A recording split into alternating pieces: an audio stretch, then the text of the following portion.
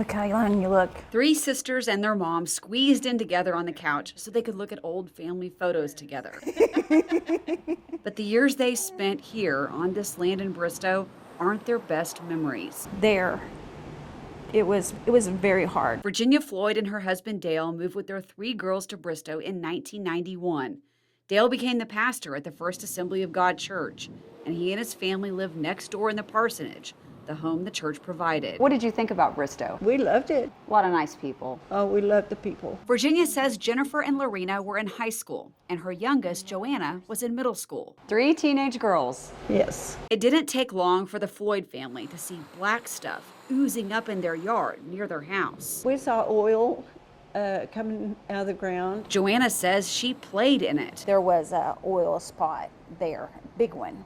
And I could put sticks down in it and it would come up and it would be covered in the oil and then the oil would run across the ground. Was it liquid or was it sludgy? Real sludgy, real thick. If it was had rain or stuff, there would be like a orangey sometimes on it that would come out of it. At first, the Floyd family didn't think much of it. They thought it was funny because, you know, the Beverly Hillbillies was our favorite show then. And we'd sing we're getting rich because the oil's coming out of the ground. Up from the ground came a bubbling crude oil, that is. And so, you know, that's what we thought.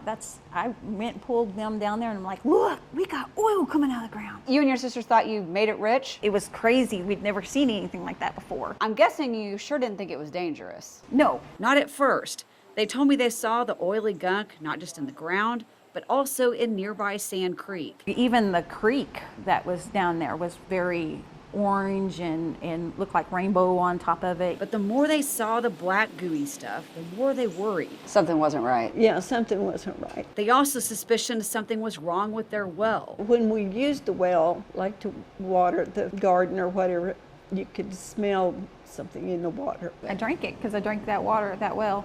There was a pump well by the well house, and during the hot summer, you know, you go get a drink, shut it off. This is the well house. Years later, in 2014, the current pastor of that church, Mark Evans, sent me this video of oily gunk coming out of that same well. It was toxic waste. He had dropped a plumb line down the well. That went to the parsonage and the church. The Oklahoma Department of Environmental Quality plugged it, so no one could use it anymore. The Floyd family was getting more worried about the well and the black oily stuff. My husband was a little concerned that if it was safe. Around that same time, the Floyd family remembers seeing a PSA on TV. It was a commercial that said we clean up Oklahoma, and it had the oil well pumping. Joanna says her dad called the agency they saw on TV. Who did he call? I'm not sure. But he called somebody. Yes, and they came out, there was 2 guys, and they had their little meters and things, and they walked all around the property. They said, Pastor Floyd, you don't have a thing to worry about. It's safe. We took their word for it. That gave you peace of mind? We didn't worry about it anymore. We just thought, well, they know what they're talking about. Then what happened? We just lived there another 3.5 years. So did you just continue to play in that stuff? Oh yeah, I was down there a lot. Now, looking back, the Floyds think about all the things that happened since then with their health, and it makes them wonder. We began having gallbladder issues. My youngest, who played in it the most, started having migraines. The headaches were unreal, lasting 5 days. Did you have headaches when you were there? Yes, they started there. I mean, it's affected all of us. Every single one of them, except Joanna, Dale, Virginia, Jennifer, and Lorena, all had to have their gallbladders removed. 4 people in your house, In my family, yes. out of 5, had their gallbladders removed. 3 of my daughters have had miscarriages. I'm so sorry, because that's your grandkids. I'm sorry. Do you understand how rare that is? Yeah, I lost the first one when I first got pregnant, and then I had the 2 boys, and then I've lost a couple since then. Joanna wanted to have more kids, but found out she had fibroid tumors, so she had to have a hysterectomy. Her mom and her sisters did too, except Lorena. But Lorena fears she might be next. Doctors found a tumor on her uterus. She also has kidney disease, even though she doesn't drink. Jennifer has COPD, but doesn't smoke. We didn't put two and two together because they had told us it was okay. 18 years after they moved, the EPA named this land a priority Superfund site in 2013. In fact, the EPA told me the area where the church and parsonage sit is the most contaminated part of the site. We've heard that since then. We had no idea. We would not have stayed another day had we known that we were putting our family in danger. Did you hear about other community members having similar problems? People were having cancer, so that's when we started kind of thinking maybe there was a connection. This is a list of things that people said were wrong with them health-wise after going to that church. And I just want you to look at it. I handed Virginia this list compiled by church members after the Floyd family moved away from Bristow. Jody Lloyd gave me the list. It just surprised me how many children were having issues with gallbladder. I also had a gallbladder issue and issues with toxins. Of course, the constant headaches. There's been a lot of infertility and miscarriages. Oh my goodness. Is that similar to what you Oh, experienced? absolutely. Absolutely. The Floyd family told me for them, they faced more than just physical health problems. My thing that I had there was the bad depression. Mom walked in on me one time trying to cut my wrist. Joanna says she struggled in school. She would learn, but couldn't remember what she learned. I would get so upset at myself because I couldn't retain it. I would learn it, and then the very next day it would be gone. And those are years that I lost, that I need now, and I can't call them back. I didn't retain things that I should have. Joanna says when her family left town, it would get better. We would leave, we would come down here to see Grandma and Grandpa, or we'd go on vacation, and it would be totally different. We would drive back into town, and it was like an oppression, like, I can't explain it. I didn't think about it being the environment so much as I've got teenage girls. Drama and girls go together. So I didn't put that together until after we had moved from there, and there was the change. Virginia says that change happened in 1995 when her family moved away for good. It was like night and day, totally different.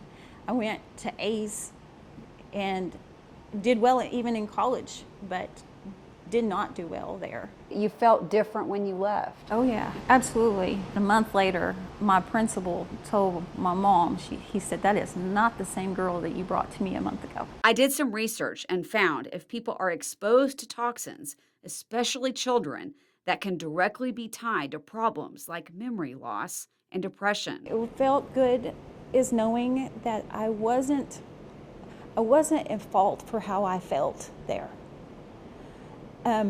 The depression and the suicide. Over the years, my FOX23 investigations showed you workers testing the soil. Refineries that closed decades ago left pollution behind. EPA records revealed the toxins are still in the ground. In this document, the DEQ wrote, waste volumes are estimated to be large. The state first sounded the alarm about this land in 1994, when the Floyd family was still living next to the church. It was what we breathed. It was everywhere. This DEQ report I uncovered shows photos of oily sludge. It says neighbors are primary targets for potential threats to human health. This site inspection report by the EPA says they detected high levels of contaminants like arsenic and lead. It took almost a decade for the EPA to name the area a Superfund site. We had no clue.